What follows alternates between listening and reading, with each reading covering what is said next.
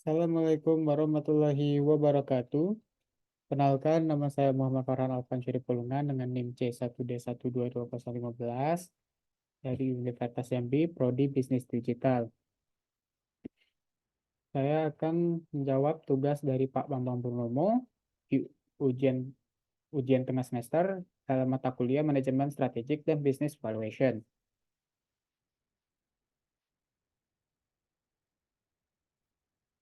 Soal pertama, jelaskan apa itu manajemen strategik. Manajemen strategis adalah proses perencanaan pengembangan, penerapan, dan evaluasi inisiatif yang diperlukan untuk mencapai tujuan jangka panjang suatu organisasi atau entitas bisnis.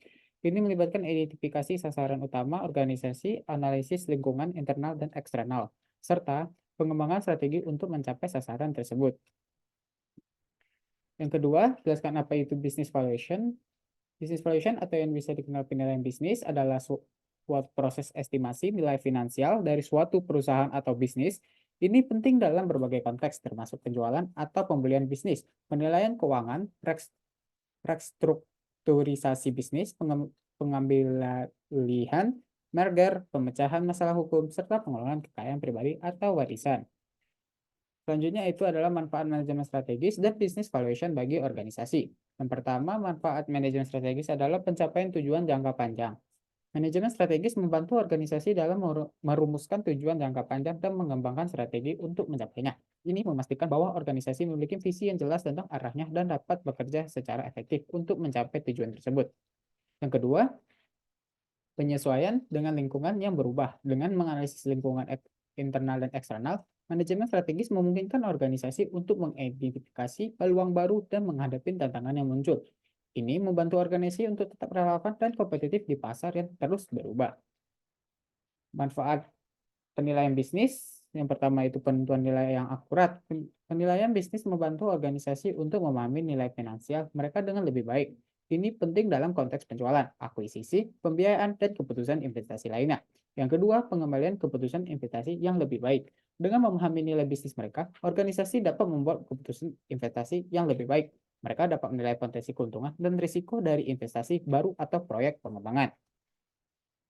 Selanjutnya adalah apa tantangan terbesar direksi atau CEO dalam memimpin suatu organisasi saat ini.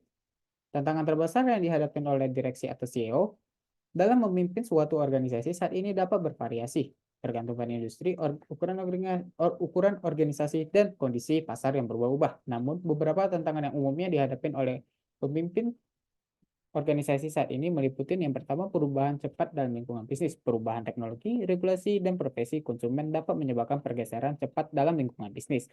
Yang kedua, tantangan digitalisasi, transformasi digital mempengaruhi hampir semua industri, memaksa organisasi untuk berinovasi dan menyesuaikan model bisnis mereka. Yang ketiga, globalisasi, perdagangan global dan pasar yang semakin terhubung meningkatkan kompleksitas operasi bisnis dan risiko yang terkait. Yang keempat, ketidakpastian ekonomi dan geopolitik. Gejolak ekonomi global dan perubahan politik di berbagai negara dapat menciptakan ketidakpastian bagi organisasi. Yang kelima, tantangan kepemimpinan dan pengembangan bakat. Meningkatnya perubahan dan kompleksitas bisnis menuntut pemimpin yang kuat dan berbakat. Selanjutnya, apa itu visi misi, tujuan, dan nilai-nilai dan budaya perusahaan? Visi adalah gambaran jangka panjang tentang masa depan yang diinginkan oleh organisasi, sedangkan misi adalah pernyataan yang menjelaskan tujuan inti organisasi, mengapa organisasi ada, dan apa yang dilakukannya. Tujuannya adalah hasil spesifik yang ingin dicapai oleh organisasi dalam jangka waktu tertentu sebagai bagian dari pencapaian visi dan misi. Sedangkan nilai-nilai adalah prinsip-prinsip atau kepercayaan yang menjadi landasan bagi perilaku dan keputusan organisasi. Yang terakhir, budaya perusahaan. Budaya perusahaan adalah kesan umum tentang bagaimana hal-hal dilakukan dalam organisasi, termasuk sikap, norma, kebiasaan, dan praktik yang dipegang oleh anggota organisasi.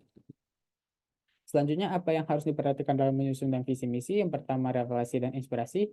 Visi dan misi harus relevan dan identitas dan tujuan inti organisasi. Yang kedua, kualitas dan sederhana.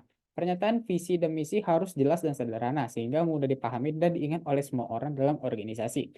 Yang ketiga, konsistensi dengan nilai dan budaya. Visi dan misi harus konsisten dengan nilai-nilai inti dan budaya organisasi.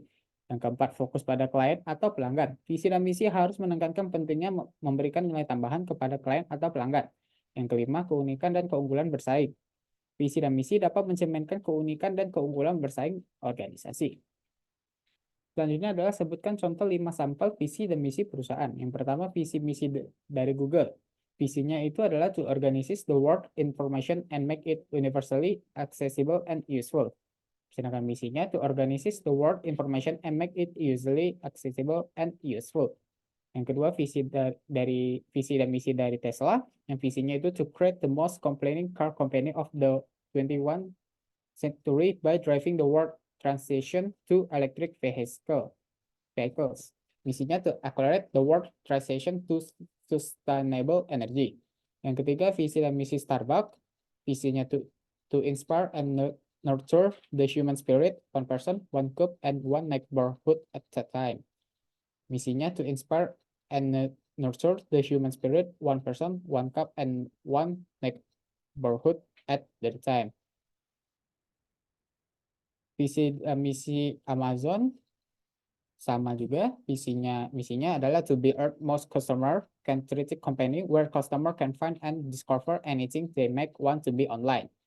Sedangkan visi misinya Eka, visinya to create a better everyday life for the many people, misinya offer a wide range of well-designed functional home furnishing product at price so low that as many people as possible will be able to afford them.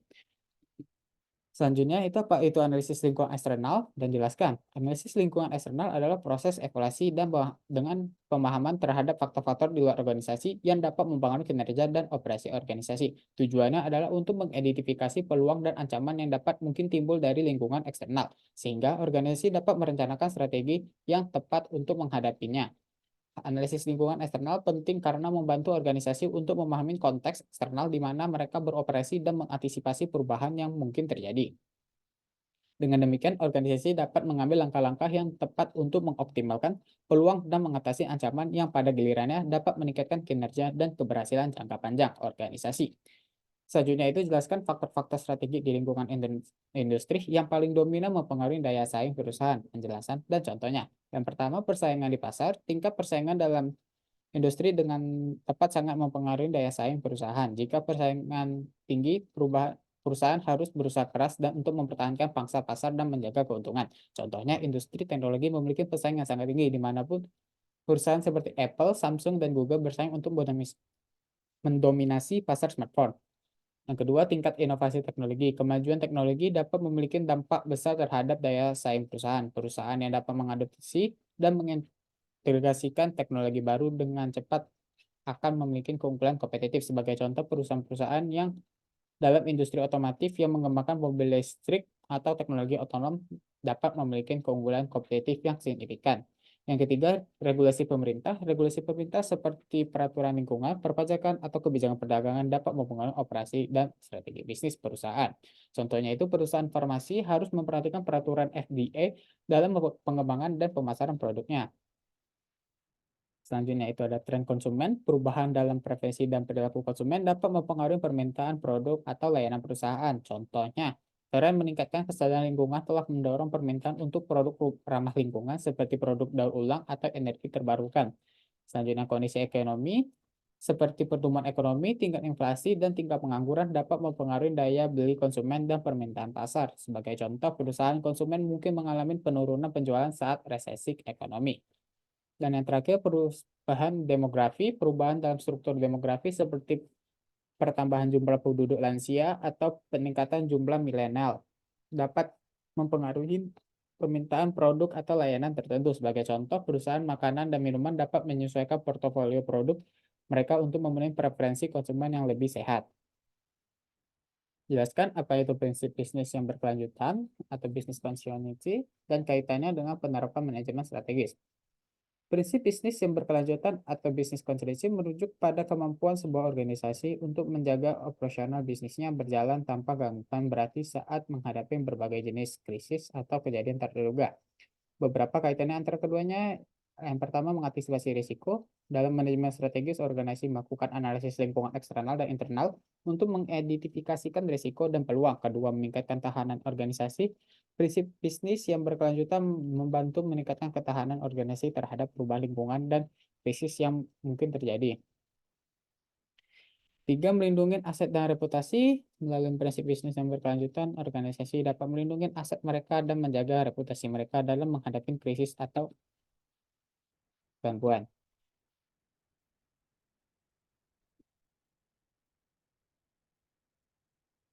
Selanjutnya, apa perbedaan antara perumusan dan pelaksanaan strategis? Pertama, perumusan strategis. Perumusan strategis adalah tahap awal dalam siklus manajemen strategis, di mana organisasi menetapkan visi, misi, tujuan, dan strategi yang akan diadopsi untuk mencapai tujuan jangka panjangnya. Ini melibatkan analisis situasi internal dan eksternal organisasi untuk mengidentifikasi kekuatan, kelemahan, peluang, dan ancaman yang mempengaruhi organisasi.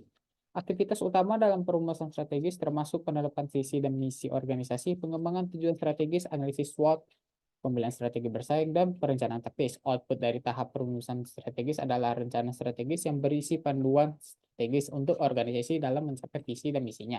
Sedangkan strategis adalah pelaksanaan strategis adalah tahap berikutnya setelah perumusan strategis, di mana organisasi mengimplementasikan rencana strategis yang telah dirumuskan. Ini melibatkan alokasi sumber daya, delegasi tanggung jawab, pembuatan keputusan, dan mengkomunikasikan strategi organisasi ke seluruh organisasi. Aktivitas utama dalam pelaksanaan strategis termasuk pembuatan anggaran, penetapan sasaran operasional, pengembangan struktur organisasi yang mendukung, pemberian insentif, dan pelatihan staf. Selanjutnya itu pelaksanaan strategis memerlukan pengawasan dan pengendalian yang terus-menerus untuk memastikan bahwa rencana strategis dijalankan dengan efektif dan mencapai hasil yang diinginkan. Selanjutnya itu adalah jelaskan 5 kekuatan untuk mempengaruhi persaingan industri. Yang pertama, persaingan antar pesaing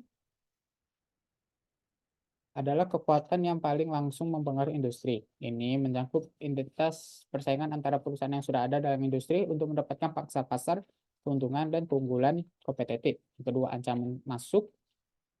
Ancaman masuk merujuk pada seberapa mudahnya bagi perusahaan baru untuk memasuki industri dan mulai bersaing dengan perusahaan yang sudah ada di dalamnya. Yang ketiga, ancaman produksi pengganti adalah kemungkinan bahwa konsumen akan beralih ke produk atau layanan yang disediakan oleh industri lain sebagai alternatif bagi produk atau layanan yang ditawarkan industri tertentu. Yang keempat, pengaruh pemasok adalah kemampuan pemasok untuk memengaruhi harga, kualitas, dan persyaratan lainnya dalam rantai pasokan.